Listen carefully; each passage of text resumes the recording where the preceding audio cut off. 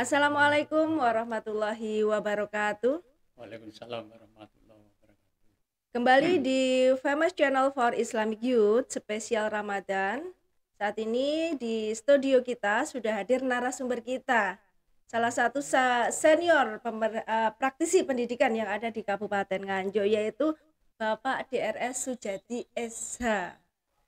Pak Jati, apa kabar nih? Baik, Baik. sehat. Ini usia Anda kan sudah di atas anak muda, tapi Anda kok tetap semangat ini. Pasti Ya, ada alhamdulillah. rahasianya di Ya. balik ini. Nanti kita kupas tuntas ya, kayak gitu. Nah, Pak Jati, kita akan berbicara tentang pendidikan luar sekolah. Nah, Anda mungkin bisa menceritakan gambaran pendidikan luar sekolah itu seperti apa? Terima kasih. Ya. Kalau kita bicara tentang pendidikan, sebenarnya pendidikan itu tidak bisa dipisahkan dengan kehidupan. Karena kehidupan manusia itu memang erat sekali dan saling melekat pada pendidikan. Untuk pendidikan ini, secara formalnya dibagi dua, yaitu pendidikan intrasekolah yang dikelola oleh pemerintah, dalam ini Departemen Pendidikan Nasional, dan pendidikan luar sekolah. Pendidikan luar sekolah ini ada yang dikelola oleh Departemen Pendidikan dan ada yang dikelola oleh masyarakat atau individu. Jadi kalau kita bicara tentang pendidikan luar sekolah, sebenarnya segala gerak-gerik kita itu tidak lepas dengan pendidikan luar sekolah. Oh, seperti itu ya. Aktivitas kita semuanya erat kaitannya dengan pendidikan luar sekolah. Berarti semua kehidupan kita ini kan pasti didahului dengan proses pendidikan. Dan sebelum anak-anak kita itu masuk ke jenjang pendidikan formal, atau mungkin beberapa anak kita itu tidak masuk dalam jenjang pendidikan sosial, mereka akan mendapatkan pendidikan. Entah pendidikannya itu di keluarga, pendidikannya itu di masjid, atau pendidikannya di masyarakat, itu juga bentuk daripada pendidikan luar sekolah. Hanya pendidikan luar sekolah saat ini memang sudah dikemas sebaik-baiknya. Sudah terkemas secara rapi ya. Dan beda sekali antara pembelajaran dengan pendidikan. Kalau pendidikan berarti menyeluruh. Artinya dengan segala aspek kehidupan kayak gitu ya. Jadi kalau pendidikan itu lebih mencakup masalah yang lebih luas daripada pembelajaran. Kalau pembelajaran kan mengajarkan sesuatu biar dapat. Kalau pendidikan adalah menyampaikan sesuatu agar mengerti. Itu bedanya. Nah, kalau pendidikan luar sekolah, kebanyakan itu bertitik tolak pada menyampaikan sesuatu agar peserta didik itu menjadi anak yang pintar dan menjadi anak yang mengerti, menjadi anak yang sopan santun dan sebagainya. Seperti contohnya, sekarang pelajar-pelajar mungkin SD, SMP, atau SMA, untuk pendidikan sholat misalnya, kan mereka itu tidak semata-mata mendapatkan pendidikan ini di dalam bangku sekolah. Mereka kan belajar di luar, diajar oleh Pak Yai, diajar oleh Ustadz, belajar dengan teman-temannya di masjid dan sebagainya. Jadi sebenarnya ini proses pendidikan yang nilainya tinggi, hanya saja kita belum terlalu banyak mengungkap. Bahwa memacu itu kesuksesan juga ya. pendidikan. Itu memacu kesuksesan dalam berkarir juga ya di luar. Dan pendidikan luar sekolah bisa dikatakan dan bisa didefinisikan, pendidikan luar sekolah itu adalah sebagai pengganti, minimal itu adalah penyempurna daripada pendidikan sekolah. Berarti ini ada kaitannya sekali ya dengan pendidikan yang non formal dan informal gitu ya, betul. Berkorelasi seperti itu kayak gitu kan. Dan ini pendidikan kaitannya dengan ekstrakurikuler itu apakah juga erat ini yang namanya? Ekstrakurikuler, kata ekstra itu dari bahasa asing yang artinya tambahan. Tambahan. Itu menambah atau menyuburkan kurikuler. Nah, pendidikan yang dikelola oleh negara itu sudah ada kurikulum, sudah ada batasan-batasan, sudah ada penyeragaman. Se-Indonesia ini diseragamkan.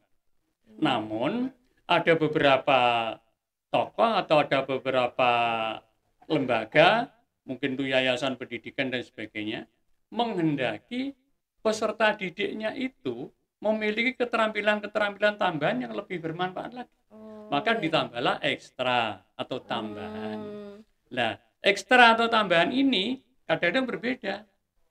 Jadi sekolah satu dengan sekolah lain atau daerah satu dengan daerah lain itu berbeda. Dulu pemerintah, khususnya pemerintah Jawa Timur pernah menggariskan supaya di pendidikan tuh ada pendidikan muatan lokal. Oh iya ya, lokal daerah itu ya, Lokal secara daerah. geografis ya. Jadi peserta didik itu diperkenalkan dengan daerah ini sebenarnya itu butuh orang yang bagaimana. Iya, Karena penghasil apa? Itu pernah itu. Namun karena adanya pergeseran kurikulum, itu kadang-kadang memang bisa dikatakan mengalami penyempurnaan. Kurikulum ini berkembang. Kalau dikatakan berubah nanti salah. Ya, Kali berkembang. Tuh. Berarti begini, sekolah punya boleh ya sekolah itu melakukan yang namanya pengembangan kurikulum itu boleh ya? Boleh. Oh Ya. gitu. Dulu ada rame-ramenya sekolah sebagai pusat pengembangan pendidikan itu ada yang ini sekolah unggulan, ini ada sekolah yang bertaraf internasional, ini sekolah pusat keunggulan. Nah sekarang ini istilah-istilah itu memang dimunculkan yang hakikatnya pemerintah itu berupaya bagaimana mutu pendidikan kita itu bisa meningkat. Oh iya. Karena kita harus menyadari sekarang ini. Di era yang sekarang ini, mau tidak mau kita harus menyadari di tingkat manakah pendidikan kita ini dibandingkan dengan negara-negara lain. Iya, kita bisa melihat dengan tolak ukurnya ya. Iya, kita bisa melihat karena organisasi internasional itu sudah ada kesepakatan mengukur tingkat kependidikan di masing-masing negara. UNICEF. Ya, bukan UNICEF. Itu apa ya? Kalau pendidikan di UNESCO apa UNICEF ya? Itu begini, jadi ada istilah yang baru itu yang kalau tidak salah itu PISA namanya itu. Yaitu sistem apa ya? Ini sistem penilaian. Jadi kita itu bersama-sama dengan internasional menilai pendidikan kita sampai di mana. Gitu. Bahkan ini hasil yang memang sangat mengejutkan. Pada tahun 19 itu Indonesia itu ranking 72 dari 77 negara. 72 berarti Ya, kita lihat sendiri. Ranking 72 dari 70 negara. Terus tahun 23 kita itu meningkat. Indonesia ranking 74 dari 80 negara. Ya berarti untuk mengetahui bagaimana pendidikan kita pasti ada tolak ukurnya. Dan sekarang begini, kita berbicara tentang pendidikan luar sekolah, misalkan seperti UMKM, terus pelatihan-pelatihan, apakah itu juga merupakan pendidikan luar sekolah dan juga memacu kesuksesan bekal untuk kehidupan masa mendatang kayak gitu untuk para personal. Jadi pendidikan luar sekolah tadi sudah saya sampaikan, ini ada yang diselenggarakan oleh pemerintah, ada yang diselenggarakan oleh kelompok, mungkin yayasan atau organisasi sosial kemasyarakatan, ada yang diselenggarakan oleh individu. Targetnya sampai mana? Targetnya sampai tujuan itu tercapai. Jadi kurikulumnya itu seakan-akan tidak disamakan, tidak dipadukan. Misalnya di suatu pondok pesantren A dengan pondok pesantren B. Beda ya? Mungkin kan itu ada sedikit perbedaan kurikulumnya. Jadi itu. Dan semuanya kurikulum ini memang diselenggarakan oleh mungkin individu, mungkin kelompok, atau mungkin lembaga-lembaga sosial. Yang jelas yang belum ditangani oleh pemerintah. Yang ditangani pemerintah itu kurikulumnya sudah diratakan, sudah sama. Seperti itu. Maka kita diberi kesempatan untuk menambah kegiatan-kegiatan ekstra yang bermanfaat menurut kebutuhan individu masing-masing. Ini kalau berbicara tentang ini kurikulum ini kan luas juga ya, di luar sekolah pun boleh. Nah ini Anda kan sebagai praktisi pendidikan ini kan sudah lama sepak terjang Anda di Kabupaten Nganjuk ini ya. Menurut Anda kurikulum yang pas waktu itu kurikulum yang mana? Yang lebih cocok kayak gitu itu yang mana? Ya secara garis besar saya katakan kurikulum di Indonesia itu semuanya memang baik. Baik semuanya. Kami pernah merasakan Karena saya mengajar sebagai guru itu mulai tahun 1974. Lama ya. Itu sudah ada kurikulum. Guru legendaris. Akhirnya muncul kurikulum 76. Oh. Muncul kurikulum yang baru. Muncul kurikulum 13. Muncul kurikulum yang terakhir ini adalah kurikulum Merdeka. Merdeka. Ya. Merdeka. Nah, maaf ini menurut apa yang kami perhatikan. Hakikatnya penyempurnaan kurikulum ini adalah para tokoh pendidik kita itu atau pemerintah itu menghendaki agar mutu pendidikan anak-anak kita itu meningkat. Nah, sekarang tuh sudah meningkat atau belum? Nah, itu bagiannya mereka-mereka yang bagian penilai atau mengevaluasi itu bukan bagian saya. Ya. Saya nanti jadi salah nanti. Iya. Oke. Nah, ini pentingnya pendidikan di luar sekolah. Itu adalah untuk mensejahterakan masyarakat ya. Agar apa? Ekonomi ini ada erat kaitannya dengan ekonomi masyarakat kayak gitu kan. Agar terintegrasi jadi secara personal bisa masuk ke kesejahteraan ekonomi. Ini ada erat kaitannya ya dengan luar sekolah seperti UMKM seperti itu. Oh iya, sangat erat sekali. Dan kurikulum atau pendidikan luar sekolah ini hakikatnya ini adalah program jangka pendek. Misalnya diprogramkan oleh orang tuanya. Anaknya masuk SMA kelas 10 atau kelas 1 atau SMK. Karena kondisi ekonomi yang pas-pasan, dia berprogram. Anak saya harus punya keterampilan ini untuk menumpang kebutuhan. Nanti setelah naik ke kelas 11, anak saya harus program ini. Harus punya hasil ini. Ada step-stepnya ya, di planning gitu. Iya, jadi planningnya pendidikan luar sekolah itu kadang-kadang berdasarkan peminatnya. Ini mau dibuat jangkanya dibuat panjang atau dibuat pendek atau dibuat sedang gitu. Yang penting itu kan mengacu kepada apa manfaatnya ini. Otomatis kalau sudah suatu rumah tangga itu sudah ekonominya sejahtera, maka secara otomatis nanti bangsa pun juga akan sejahtera kayak gitu. Betul. Ya. Ini peran dari pendidikan luar sekolah di situ. Oh iya. Jadi pendidikan luar sekolah itu sekali lagi bisa dikatakan sebagai pengganti pendidikan formal, minimal adalah penyempurna materi pendidikan formal. Minimal itu menyempurnakan. Dan itu bisa mengganti. Banyak yang berhasil dengan pendidikan luar sekolah nih ya, yang sukses secara finansial ekonomi ini banyak ya kayak gitu. Pendidikannya rendah karena dia mengikuti kegiatan penataran, kursus-kursus dan sebagainya. Kompetensi. Dia pola hidupnya, perekonomiannya jauh lebih baik dengan yang pendidikannya tinggi. Oh iya. Nah. Ini ada yang mau saya tanyakan. Ini terkait dengan pendidikan informal. Intinya dari pendidikan informal adalah KBM. Nah, KBM ini gimana ini? Apakah kalau KBM itu ada sesuatu kesalahan, artinya tidak ada suatu ketertiban, apakah bisa berpengaruh dengan kesuksesan pada anak didik dalam mencapai kesuksesan finansial juga ketika bekerja di suatu instansi atau suatu industri misalkan seperti itu? Apa ada pengaruhnya di situ? Ya, terima kasih. Begini ya. Pendidikan itu sudah ada kurikulumnya. Ini sekolah lanjutan pertama, ini SMA, ini SLTA, ini perguruan tinggi, ini program keahlian ini jurusan ini macam sudah ada kurikulumnya. Dan ini sudah dikapling-kapling, sudah masing-masing sudah punya tujuannya. Ini nanti akan diarahkan ke sana. Ini nanti akan diarahkan ke sana. Jadi pemerintah itu sudah menata sebaik-baiknya. Jurusan ini harus dipegang ini. Jurusan ini harus dipegang ini. Sehingga kurikulum itu sudah disamakan. Jadi misalnya, dia itu mempunyai ijazah fakultas hukum, jurusan ilmu hukum. Itu di perguruan tinggi manapun itu literaturnya sama. Linier gitu. Iya, sudah disamakan. Tetapi ekstrakurikulernya mungkin tidak sama.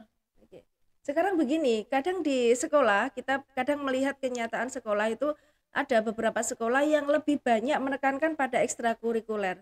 Dengan ekstrakurikuler.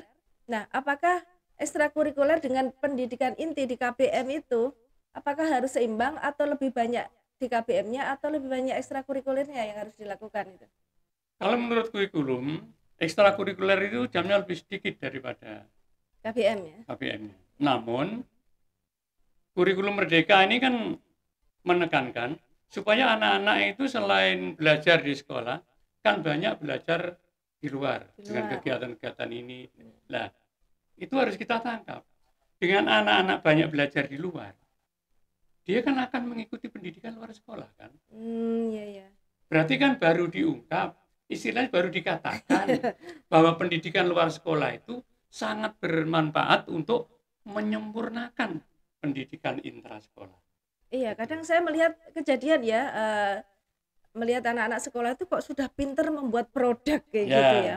Kamu buat produk apa? Ini dari bahan pisang Ibu kayak gitu. Oh, terus ada yang produknya macam-macam, kerajinan seperti itu. Nah, itu berarti pengaruh dari ekstrakurikulernya. Pengaruh dari pendidikan luar sekolah. Luar sekolah kayak mungkin gitu. Ekstrakurikuler atau mungkin dia itu memang mengikuti pendidikan luar sekolah. Nilai plus itu ya. Iya, yang tidak diajarkan oleh sekolah, dia mengikuti itu di rumah.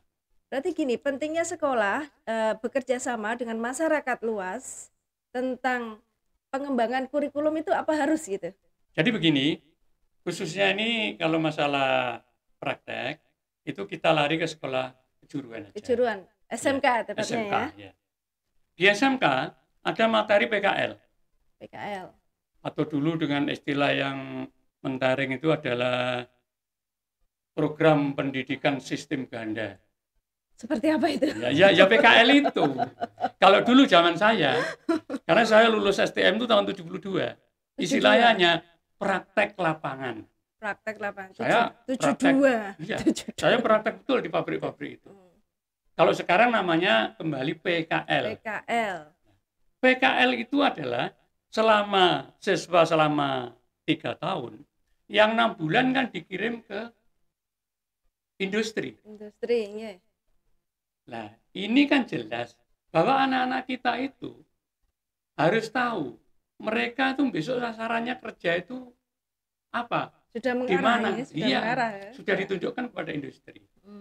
Ada yang prakteknya di industri ini, ada yang prakteknya itu di perusahaan ini. Nah, sekarang itu ada PKL. PKL ini memang pendidikan ini masuk kepada pendidikan intrakurikuler ya. Namun untuk pelaksanaannya ini tidak sama. Sesuai dengan kemampuan dan keahlian mereka yang membimbing anak-anak untuk praktek kerja itu. Saya pernah lihat di salah satu SMK yang ada di Kertosono ini ya, ada yang lulusan dari tata busana itu punya konveksi. Nah, itu berarti apa suatu pembuktian dari ekstrakurikuler ya? Jadi untuk tata busana mempunyai konveksi. Ya. Yang jelas dasar pendidikannya sudah tata busana. Mungkin dikembangkan di luar ya sebagai penjahit. Akhirnya bisa menjadi konveksi.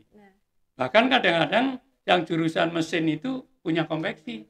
Oh iya. Karena mereka di luar itu memang selalu bergelut dengan kegiatan itu. Banyak juga yang punya bengkel, punya itu anak SMK ini ya. Jadi memang arahnya untuk fokus pada menjadi kerja dan juga menjadi seorang pengusaha ya gitu ya. Artinya begitu lulus sekolah itu tidak harus bekerja di mana. Mungkin kalau bekerja di mana sebagai pendidikannya juga, tapi kemudian ada juga yang menjadi pengusaha sendiri gitu. Berarti arahnya seperti itu SMK itu ya. Betul. Ya ada yang memang arahnya ke perguruan tinggi, arahnya ke sana. Tapi sebagian besar pasti arahnya adalah mereka bisa berwira swasta.